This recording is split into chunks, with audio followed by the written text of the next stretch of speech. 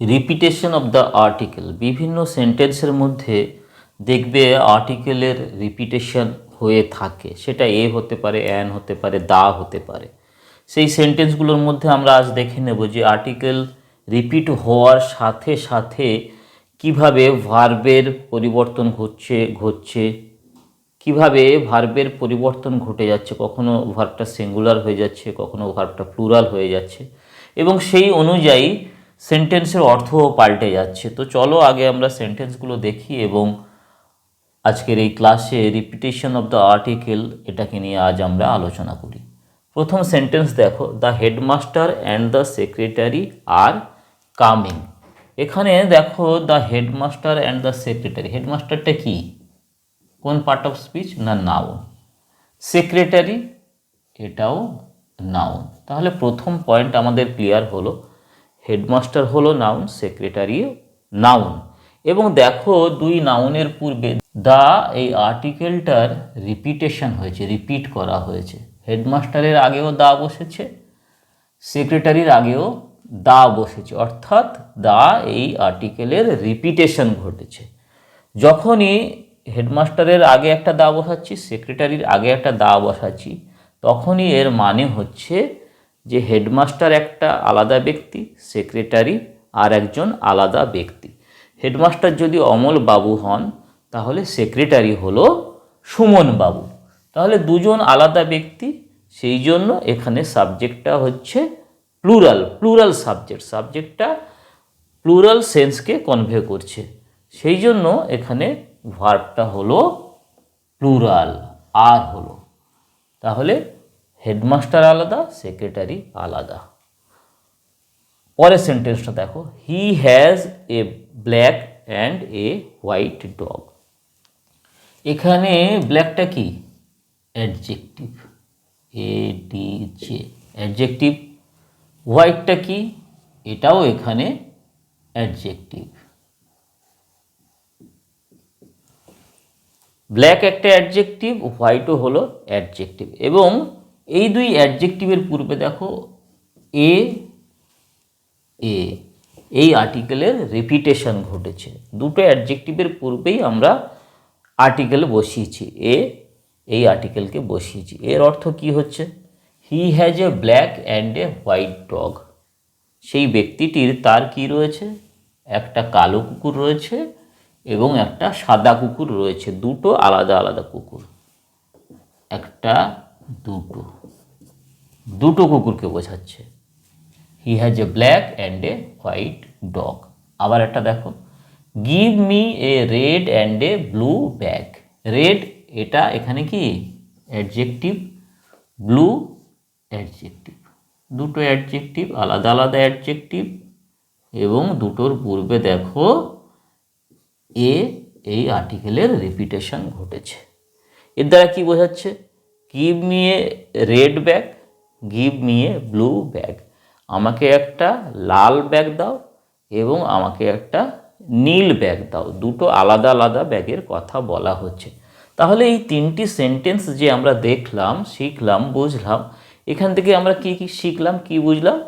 যে সেন্টেন্সের মধ্যে দুই বা ততোধিক নাউন থাকবে, সেন্টেন্সের মধ্যে দুই বা ততোধিক অ্যাডজেক্টিভ থাকবে, এবং সেই সেন্টেন্সের মধ্যে দুই বা ততোধিক নাউন, দুই বা ততোধিক অ্যাডজেক্টিভ, তাদের পূর্বে যদি আলাদা আলাদাভাবে, প্রত্যেকটার পূর্বে যদি আর্টিকেল বসে, দেখো প্রত্যেকটার পূর্বে আলাদা আলাদাভাবে আর্টিকেলের রিপিটেশন ঘটেছে, তাহলে সেই ক্ষেত্রে সেই দুই বা ততোধিক যে নাউন বা অ্যাডজেক্টিভ, তারা দুই বা ততোধিক আলাদা আলাদা ব্যক্তিকে, পার্সনকে বা থিংস, জিনিসকে বোঝাবে।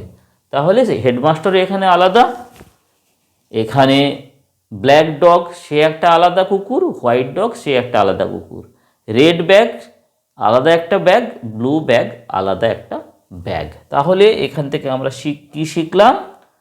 দুটো আর্টিকেল, দুটো আলাদা জিনিস, তিনটে আর্টিকেল, তিনটে আলাদা পার্সন, ব্যক্তি, জিনিস। তারপরে দেখো, the headmaster and secretary is coming.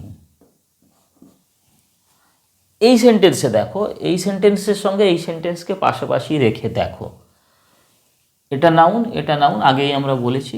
এখানে দেখো আর্টিকেলের কিন্তু রিপিটেশন নেই, দা একবারই বসেছে। তাহলে এটা যদি বুঝে থাকো, এটা বুঝতে আর কোনো সমস্যা নেই। এক্ষেত্রে তাহলে কি বোঝানো হচ্ছে?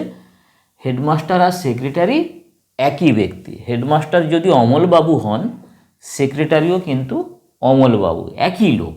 সেই জন্য এখানে দেখো ভার্বটা সিঙ্গুলার ভার্ব বসেছে, একজনকেই বোঝাচ্ছে। বোঝা গেল? পরেরটা দেখো, he has a black and white dog.